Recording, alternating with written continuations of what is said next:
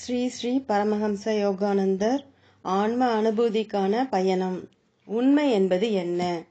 உண்மை மிகவும் தெளிவற்ற ஒரு வார்த்தை. அது விளக்குவதற்கு கடினமான ஒரு கருத்து. ஒவ்வொருவரிடமும் தாங்கள் உண்மையென சத்தியம் செய்யும் நம்பிக்கை உள்ளன. ஆனால் எண்ணிலடங்கா வேறுபடும் கருத்துகளுள் எது உண்மையிலேயே உண்மை? உண்மை சார்புடையது மற்றும் உண்மை அறுதியானது. அது அறுதி நிலையை அடையும் முன் சார்பு நிலைகளில் பல பரிமாணங்களின் ஊடாக கடந்து செல்கின்றது. எடுத்துக்காட்டாக, இரு நபர்கள் ஒரு வணிக முயற்சியை பற்றி விவாதித்துக் கொண்டிருக்கின்றனர். ஒருவர் நிச்சயம் வெற்றியை கொணரும் ஒரு திட்டத்தை முன்வைக்கிறார். மற்றவர் அதே இலக்கை சாதிக்கும் ஆனால் கூடுதல் நன்மைகள் உள்ள ஒரு மறுதிட்டத்தை முன்வைக்கிறார். அதன்பின் ஒரு மூன்றாவது நபர் வந்து அதைவிட சிறந்த ஒரு கருத்தை கூறுகிறார். ஒவ்வொரு வழியும் அதனதன் இடத்தில் உண்மை, ஆனால் ஒரு ஒப்பீட்டு பார்வையில் மட்டுமே.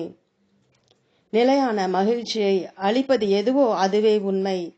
முழுமையான பொருளில் உண்மையான மகிழ்ச்சியை முரண்படுத்தும் எதுவும் உண்மையற்றது. மேலும் நிலையான மகிழ்ச்சியை அளிப்பது எதுவோ அதுவே உண்மை. நிலையான மகிழ்ச்சியானது பொருள் சார்ந்த வெற்றி மற்றும் இன்பத்துடன் வரும் தற்காலிக சிலிர்ப்பை அல்ல, ஆனால் இறைவனுடனான ஆன்மாவின் இசைவில் காணப்படும் ஆனந்தத்தை குறிக்கிறது. இந்த அளவுகோல் மூலம் நீங்கள் நிறைவேற்றும் எந்த செயலையும் அதன் உத்தேச இறுதி விளைவை குறித்து அச்செயல் நீடித்த மகிழ்ச்சியை பெருக்குகிறதா அல்லது இல்லையா என்று தீர்மானிக்க முடியும். இறைவனே முடிவான பேருண்மை மற்றும் முடிவான பேருண்மையே இறைவன். பிரபஞ்சமானது இப்பேருண்மையால் இறைவனின் பிரபஞ்ச விதிகளின் செயல்முறை மூலம் நிலைநிறுத்தப்படுகிறது. இவ்விதிகளே அடிப்படை உண்மைகள். இவை நிரந்தரமானவை மற்றும் மனிதனின் கையாளுதலுக்கு அடிபணியாதவை. எடுத்துக்காட்டாக, இறைவன் ஒவ்வொரு உயிரினத்திலும் குடிகொண்டுள்ளதால் வேறு உயிரினத்தை கொள்வதோ அல்லது தீங்கிழைப்பதோ தவறு என்பது அறுதியான உண்மை.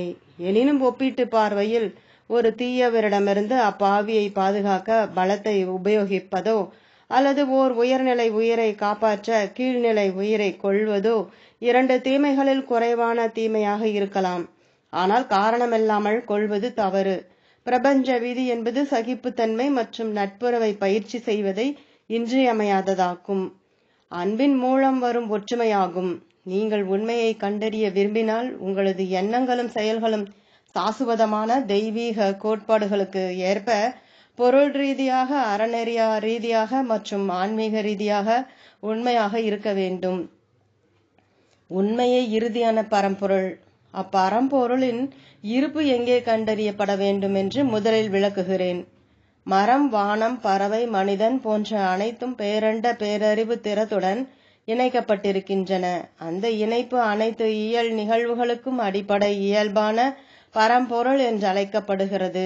அனைத்து வெளிப்பாடுகளையும் ஒரே இறை சாராம்சமாக உருவாக்குவது அந்த இணைப்புதான். இந்த பரம்பொருள் அல்லது பேருண்மை மறைந்திருக்கிறது. நீங்கள் பார்ப்பவை பிரபஞ்ச மாயையின் ஆற்றலால் பரம்பொருளிலிருந்து எழுகின்ற வெளி தோற்றங்கள் மட்டுமே. உண்மையை அடைவதற்கான 3 வழிகள். உண்மையை அடைவதற்கு 3 வழிகள் உள்ளன: புலனுணர்வு மூலம், அனுமானம் மூலம் மற்றும் உள்ளுணர்வு மூலம். உங்கள் புலன் உணர்வு தவறாக இருந்தால் உங்கள் அனுமானம் தவறாக இருக்கும். அடிவானத்தை பார்க்கையில் நீங்கள் புகையை காண்பதால் அங்கே தீ இருப்பதாக எண்ணலாம். ஆனால் அந்த இடத்தை நீங்கள் நெருங்க நெருங்க அது வெறும் ஒரு புழுதி படலம் என்று கண்டறிகிறீர்கள். ஏதாவது ஒன்றின் உண்மையை புரிந்து கொள்ள நீங்கள் பார்த்தல், கேட்டல், முகர்தல், சுவைத்தல் அல்லது தொடுதல், அத்துடன் மன ஆற்றல் ஆகியவற்றை சார்ந்திருக்கிறீர்கள். இருப்பினும் இவை உண்மையில் முடிவான சான்றாக இருக்க முடியாது. ஏனெனில் புலன்கள் பொய் சொன்னால் மனம் பொய் சொல்லும். புலன்கள் என்ன உணர்கின்றனவோ அவற்றிலிருந்து மனம் அதன் முடிவுகளுக்கு வருகின்றது மற்றும் புலன்கள் அதிக அளவில் வரையறைக்குட்பட்டவை. காதுகள் குறிப்பிட்ட அதிர்வு விகிதங்களுக்கு மட்டுமே ஒத்திசைவிக்கப்பட்டிருக்கின்றன. மிக உயர்ந்த மற்றும் மிக தாழ்ந்த ஒலிகளை உங்கள் காதுகளால் கேட்க முடியாது. உங்கள் கேட்கும் ஆற்றல் போதுமான அளவு அதிகரிக்க செய்யப்பட்டால் பிரபஞ்சம் விண்வெளியினூடே சுழன்று செல்கையில் எழும் அற்புதமான ஒளியை நீங்கள் கேட்பீர்கள். அனைத்தும் இயக்கத்தில் இருக்கின்றன மற்றும் அந்த இயக்கத்துடன் ஒளி சேர்ந்திருக்கின்றது. அதிர்வே இல்லாத பரமாத்மாவின் அந்த படைப்பை கடந்த மண்டலத்தில் உள்ளதை தவிர எதுவும் ஓய்வில் இல்லை. உங்கள் உடலுக்குள்ளேயே எங்கும் நிறைந்துள்ள ஓமின் வெளிப்பாடுகளான படைப்பின் அந்த அதிர்வு ஒலிகளை உங்களால் கேட்க முடியும். ஆனால் உயர்ந்த அதிர்வு விகிதத்தில் இருப்பதால் அந்த மிக நுட்பமான ஒலிகள் உங்கள் சூட்சும செவிக்கு மட்டுமே கேட்கும். அந்த நுட்பமான சக்திதான் உங்கள் ஸ்தூல உடலுக்கு நுட்பமற்ற கேட்டுணர்தலை அளிக்கின்றது. அதுபோல் உங்கள் கண்களின் ஆற்றல் அதிகரிக்கப்பட்டால் நீங்கள் வெவ்வேறு விதமான ஒளிகளை காண்பீர்கள். உங்கள் ஸ்தூல கண்கள் மிகவும் குறைவான ஒளிபரப்பை மட்டுமே காண்பிக்கின்றன. ஆனால் உங்கள் ஆன்மீக கண் அனைத்து பொருட்களின் முழு இயல்பை இறைவனின் பட பொருளியல் உருவாக்கப்பட்ட பிம்பங்களாக காண்கிறது. நீங்கள் திடமான சதைப்பெண்டமாக உணரும் உங்கள் உடல் முழுவதும் மின்காந்த அலைகளை தவிர வேறில்லை. இறந்த ஒரு கன்றின் மூளையும் இறந்த ஒரு மனிதனின் மூளையும் மிக அதிக அளவில் மின்கதிர்களை வெளியிடுவதாக டாக்டர் கிரைல் காண்பித்திருக்கிறார். சாதாரணமாக நீங்கள் கண்களை மூடும் பொழுது இருட்டை மட்டுமே பார்க்கிறீர்கள். ஆனால் ஆன்மீகத்தில் முன்னேற முன்னேற நீங்கள் வியப்பிற்குரிய ஒளிகளை பார்க்கிறீர்கள். அந்த ஒளி இருளிலே பிரகாசிக்கிறது. இருளானது அதை பற்றி கொள்ளவில்லை. இந்த அடிப்படை உண்மைகளை நீங்கள் உணரவில்லை. ஏனெனில் உங்கள் புலன்கள் அனைத்தும் ஒரு வரம்பிற்குட்பட்ட சில நுட்பமற்ற அதிர்வுகளுக்கு மட்டுமே இசைவிக்கப்பட்டிருக்கின்றன. உள்ளுணர்வு அனைத்தும் அறிந்த ஆன்ம சக்தி. புலன்கள் உணர்வது எதுவோ அதன் பின்னால் இருக்கும் உண்மையான மெய்மையை எப்படி கண்டறிய போகிறீர்கள்? உங்களுடைய பகுத்தறியும் மனதின் மூலம் அதை செய்ய முடியாது. ஏனெனில் உங்கள் மனம் புலன்களால் பாதிக்கப்படுகிறது. அது புலன்கள் அதனிடம் கூறுவதை வைத்தே அனுமானிக்கிறது. ஆகவே மனம் சுற்றுமுற்றும் நடனமாடிக்கொண்டிருக்கும் எல்லையில்லா சக்திகளை புரிந்து கொள்வதில்லை. உள்ளுணர்வை வளர்ப்பதனால் மட்டுமே உண்மை என்னவென்று உங்களால் தெரிந்து கொள்ள முடியும். உள்ளுணர்வு என்பது நேரடியாக அறியும் சக்தி. அது ஆன்மாவின் அனைத்தையும் அறியும் தூய உணர்வாற்றல். முன்னுணர்வு என்று அழைக்கப்படும் அந்த விவரிக்க முடியாத உணர்வுகள் மூலம் உள்ளுணர்வு இயல்பை பற்றிய ஓர் அறிகுறி உங்களிடம் உள்ளது. முன்னுணர்வு என்பது வளர்ச்சி அடையாத உள்ளுணர்வு. புலன்கள் அல்லது அனுமானம் எனும் ஊடகம் இல்லாமல் உங்களுக்கு தெரியும் ஒரு விஷயம், தானாகவே வெளிப்படும் ஓர் உண்மை. நீங்கள் அமைதியாக அமர்ந்து கொண்டிருக்கலாம். மற்றும் ஒரு காரணமும் இல்லாமல் நீங்கள் வெகு காலமாக பார்த்திராத அல்லது தொடர்பில் இருந்திராத யாரோ ஒருவரை பற்றி நினைக்கிறீர்கள். திடீரென்று அவர் வந்து சேர்கிறார் அல்லது அவரிடமிருந்து செய்தி வருகிறது. இப்போது எப்படி உங்களுக்கு தெரிந்தது? அது பளிச்சிட்ட ஒரு கன நேர உள்ளுணர்வு மூலமாக தெரிந்தது. அது போன்ற தன்னிச்சையான உள்ளுணர்வு நம் அனைவருக்கும் ஒரு சில நேரங்களில் ஏற்பட்டிருக்கிறது. உள்ளுணர்வை வளர்க்காமல் இருப்பதன் காரணத்தால் முடிவெடுப்பதில் பிழைகள் ஏற்படுகின்றன. உங்களில் பெரும்பாலானோருக்கு நீங்கள் மிகச் சிறந்து விளங்கி உயர்ந்த விஷயங்களை செய்ய முடியும் என்ற உணர்வு இருந்திருக்கும்.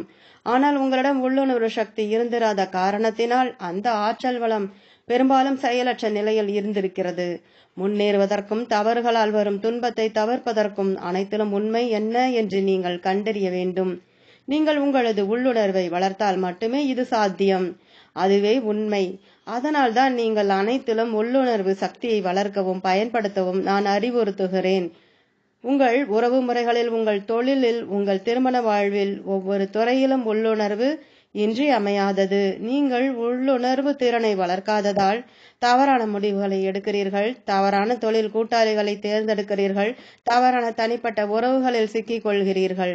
உங்கள் மனத்தின் தீர்ப்பு புலன்கள் மூலம் கொடுக்கப்படும் தகவல்களால் கட்டுப்படுத்தப்படுவதால் உங்கள் புலன்கள் மாயைக்குள்ளாகி நீங்கள் ஒரு நபரை அவர் உண்மையில் அகத்தை எப்படிப்பட்டவர் என்று அறியாது அற்புதமானவர் என்று எண்ணலாம். நீங்கள் உங்களது ஆத்மார்த்தமான துணையை கண்டுவிட்டதாக எண்ணி திருமணம் செய்கிறீர்கள்.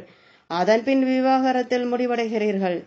ஆனால் உள்ளுணர்வு ஒருபோதும் அதுபோன்ற தவற்றை செய்யாது. அது கண்களின் காந்த சக்தியையோ அல்லது கவர்ச்சியான முகத்தையோ அல்லது ஒரு நபரின் ஆளுமையையோ பார்க்காது. ஆனால் அந்த நபர் உண்மையில் எப்படிப்பட்டவர் என்று இதயத்தில் துல்லியமாக உணரும் என்றும் மற்றும் அறிந்து கொள்ளும். என் குருதேவ ஸ்ரீ யுக்தேஸ்வரரிடமிருந்து நான் உள்ளுணர்வு சக்தியை வளர்க்க கற்றுக்கொண்டேன். அதன் காரணமாக நான் மனித இயல்பு பற்றிய ஒரு தவற்றை ஒருபோதும் செய்ததில்லை. அந்த வகையில் உள்ளுணர்வு எனக்கு மிகவும் உதவியாக இருக்கிறது. ஆனால் நான் மக்களின் தவறான பக்கத்தை காண முயற்சி செய்வதில்லை. மற்றவர்கள் எனது நம்பிக்கையை தவறாக பயன்படுத்தக்கூடும் என்று அறிந்த போதிலும் நான் அவர்களுக்கு உதவ நிபந்தனையற்ற அன்பை வழங்குகிறேன். பலர் உள்ளுணர்வின்றி எந்த லாபத்தையும் தராத நிதி திட்டங்களில் பெருமளவு பணத்தை முதலீடு செய்கின்றனர். அதன் விளைவாக அவர்கள் அனைத்தையும் இழக்கின்றனர். உள்ளுணர்வு சக்தி மூலம் நான் எடுத்திருக்கும் ஒவ்வொரு முடிவிலும் நான் வெற்றி பெற்றுள்ளேன். அது ஒருபோதும் தவறாகாது. நீங்கள் முன்னேற்றம் அடையும் போது உள்ளுணர்வு ஒரு குறிப்பிட்ட உணர்வு போன்றோ அல்லது அகக்குரல் போன்றோ வரும். பெண்கள் ஆண்களை விட அதிகமாக உணர்வு திறனை பெற்றிருப்பதால் உணர்ச்சி வசப்படாத நேரம் தவிர அவர்கள் பொதுவாக அதிக உள்ளுணர்வு பெற்றிருப்பார்கள். பொதுவாக ஆண்கள் உணர்வை விட அதிகமாக பகுத்தறிவின்படி நடக்கின்றனர். ஆனால் அவர்களிடம் நுட்பமான அறிவாண்மை உணர்வுடன் சமச்சீராக்கப்பட்டு இருந்தால் அது உள்ளுணர்விற்கு இட்டுச் செல்லும். உள்ளுணர்வு மூலம் உங்கள் வாழ்வின் நோக்கத்தை தெரிந்து கொள்ளவும். நீங்கள் உள்ளுணர்வை பயன்படுத்தினால் இவ்வுலகில் நீங்கள் இருப்பதின் மெய்யான நோக்கம் உங்களுக்கு தெரியும். மேலும் நீங்கள் அதை உணரும் போது மகிழ்ச்சியை கண்டுகொள்வீர்கள். இவ்வுலகம் ஒரு நாடக மேடை மற்றும் இறைவன் நாடக மேடை மேலாளர். அனைவரும் அரசர்களாகவும் அரசிகளாகவும் இருக்க வேண்டும் என வலியுறுத்தினால் ஒரு விரிவடைகின்ற நாடகம் சாத்தியமில்லை. நாடகம் வெற்றி பெற பணியாள், கதாநாயகன், அத்துடன் அரச குடும்பம் ஆகியோர் தங்களது கதாபாத்திரங்களை நன்றாக நடிக்க வேண்டும். இறைவனின் தார்மீக நாடகத்தை நிலைகொள்ளைய செய்பவர்களே வில்லன்கள். அதுபோன்ற ஒரு கதாபாத்திரத்தை தேர்ந்தெடுப்பவர்கள் தெய்வீக வழிகாட்டலை மூடத்தனமாக அலட்சியப்படுத்தியதற்காக அதிக விலை கொடுத்தாக வேண்டும். ஒருவர் எந்த உலக பதவியில் இருப்பினும் அல்லது செல்வத்தை குவித்திருந்தாலும் அது தீய வழியில் அடையப்பட்டிருந்தால் அவரை வெற்றிகரமானவர் என்று அழைக்க முடியாது. ஒருவர் தனது பங்கை வேறு வகையில் அல்லாமல் நேர்மையாக நடித்திருந்தால் மட்டுமே உண்மையான மகிழ்ச்சி சாத்தியம். கோடீஸ்வரன் வேடத்தில் நடிக்கும் ஒருவர், ஒரு சிறு வியாபாரி வேடத்தில் நடிக்கும் ஒருவர் ஆகிய இருவரும் இறைவனுக்கு ஒன்றே. இறுதி நாளில் இறைவன் ஒவ்வொரு நபரிடமிருந்தும் அனைத்து உடைமைகளையும் பட்டங்களையும் அகற்றுகிறான். நீங்கள் முயன்று பெற்றிருந்த ஆன்ம குணங்களை மட்டுமே உங்களுடன் எடுத்து செல்கிறீர்கள். நாம் அனைவரும் இறைவனின் குழந்தைகளே. நமது பங்கை ஆற்றுவதற்கென இங்கே அனுப்பப்பட்டிருக்கிறோம். இறைவன் கவனத்தில் கொள்வது நாம் நடிக்கும் பங்கை அல்ல, ஆனால் நாம் அதை எப்படி நடிக்கிறோம் என்பதையே. உங்கள் கதாபாத்திரம் கடினமாக இருக்கும் பொழுது ஒருபோதும் மனம் தளர வேண்டாம். உங்கள் நடிப்பை சரியாக முடிக்கும் பொழுது இறைவனின் குழந்தையாக நீங்கள் வரவேற்கப்படுவீர்கள். அதுவரை நீங்கள் முழுமையாக விடுபட்டிருக்க மாட்டீர்கள். உள்ளுணர்வு தியானத்தின் மூலம் வளர்கின்றது. உள்ளுணர்வு சக்தியை வளர்ப்பதே உண்மையை அறிவதற்கும் உண்மையின் உருவமாக வாழ்வதற்கும் ஒரே வழி. அதன்பின் வாழ்க்கைக்கு ஓர் அர்த்தம் உள்ளது என்பதையும், நீங்கள் எதை செய்து கொண்டிருப்பினும் உங்களை அகக்குரல் வழிகாட்டி கொண்டிருக்கிறது என்பதையும் நீங்கள் காண்பீர்கள். அக்குரல் பொய்யான எண்ணங்கள் எனும் சேற்றில் நெடுங்காலமாக மூழ்கடிக்கப்பட்டிருக்கிறது. உள்ளுணர்வின் வெளிப்பாட்டை விடுவிக்க மிக நிச்சயமான வழி அதிகாலையிலும் இரவில் உறங்கச் செல்லும் முன்பும் தியானம் செய்வதாகும். தொழில் மற்றும் முக்கியமானது என நீங்கள் எண்ணும் மற்ற எல்லா செயல்பாடுகளுக்காகவும் நேரத்தை ஒதுக்குவது போல இறை தொடர்புக்கான நேரத்தையும் ஒதுக்க நீங்கள் மறக்கக்கூடாது. நீங்கள் மிக மும்முரமாக இருப்பதாக எண்ணலாம், ஆனால் இறைவன் உங்களை உயிரோடு வைத்திருக்க முடியாத அளவு மிக மும்முரமாக இருந்துவிட்டால் நீங்கள் அக்கணமே இறந்து விடுவீர்கள். இறைவனுடனான உங்களது தினசரி தொடர்பை நிறைவேற்ற நீங்கள் அவனுக்காக நேரம் ஒதுக்க வேண்டும். தியானத்தில் ஆழ்ந்து பிரார்த்தனை செய்து அவனது மறுமொழிக்காக காத்திருங்கள். நீங்கள் எப்போதும் ஆழ்ந்த ஒரு பாட்டுடன் அவனை திரும்ப திரும்ப அழைத்தால் அவன் உங்கள் பிரார்த்தனைக்கு பதிலளிப்பான். ஆனந்தமும் அமைதியும் உங்கள் இதயத்தை நிறைக்கும். அது நேரிடும் பொழுது நீங்கள் இறைவனுடன் உரையாடி கொண்டிருக்கிறீர்கள் என்று அறிவீர்கள். நீங்கள் முயற்சி செய்தால் அந்த மகா சக்தியுடன் தொடர்பு கொள்ளலாம். அந்த வாய்ப்பை நீங்கள் பயன்படுத்தி கொள்ளவும். நீங்கள் முயற்சி செய்தால் ஒழிய உங்களால் வெற்றி பெற முடியாது.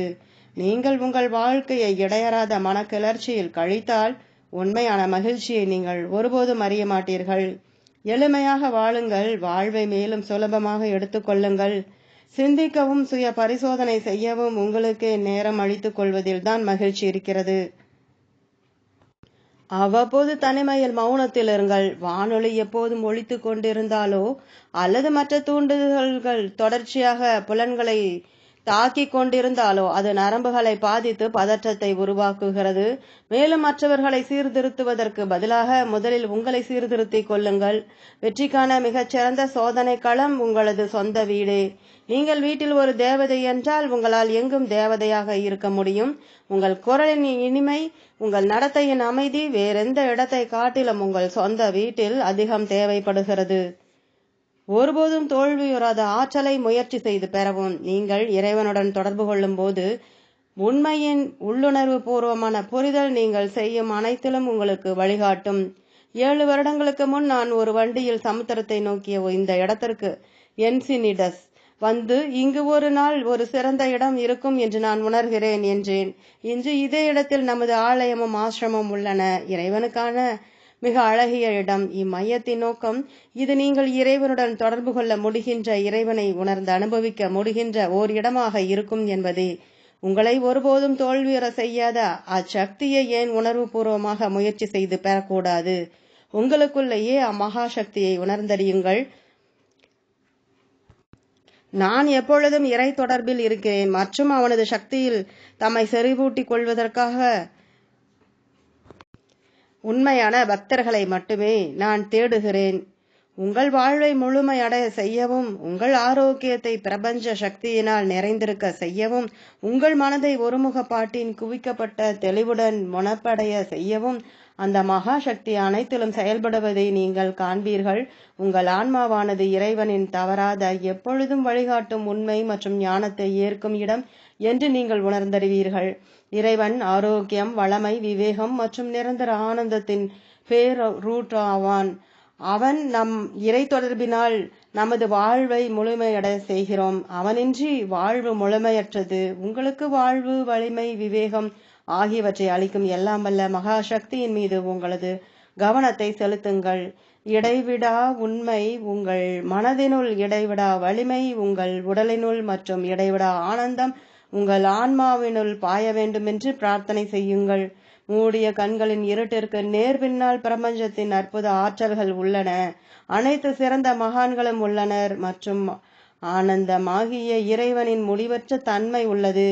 நீங்கள் தியானம் செய்தால் எங்கும் நிறைந்திருக்கும் முழு முதல் பேருண்மையின் அனுபூதி பெறுவீர்கள் மற்றும் உங்கள் வாழ்விலும் படைப்பின் அனைத்து மகிமைகளிலும் அதன் புதிரான செயல்முறைகளை காண்பீர்கள். ஓ அர்ஜுனா, வேறு வேறாக உள்ள எல்லா பொருட்களிலும் வேறுபடாததான, அழிக்க முடியாததான ஒரே பரம்பொருளை எந்த அறிவினால் காண்கிறாயோ அதை சாத்வீக அறிவு, தூய உண்மை என்றறிவாயாக. பகவத்கீதை அத்தியாயம் 18 ஸ்லோகம் 20. ஓம் தொடரும்.